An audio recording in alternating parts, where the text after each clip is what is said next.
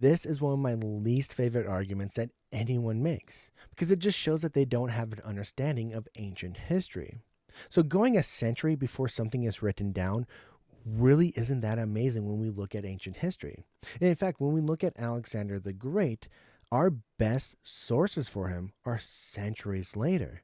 Now, that doesn't mean that he didn't exist because we have other ways to show that he existed. We have stuff from his time period showing, that he existed, some aspects of him. But what it does tell us is that we can go centuries without actually getting solid sources. And without those sources, without these sources that are centuries later for Alexander the Great, we'd know almost nothing about him. So, why isn't this a problem? Well, in the case of Alexander the Great, we do see that they're actually using other sources. They're using sources that we don't have anymore that have been lost. We also know that they have a system of oral tradition. This is something that's very common in the ancient world.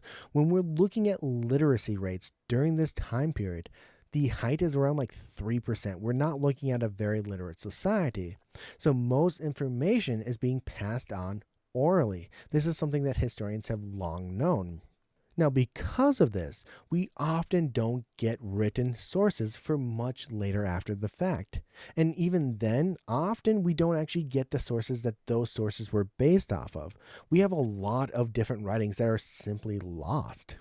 So when we look at the Jesus story, even if we assume that it's 100 years after the fact that we have these gospels appearing, that doesn't really show us much. That doesn't say a lot. And it's not even that surprising when we look at it from a historical perspective.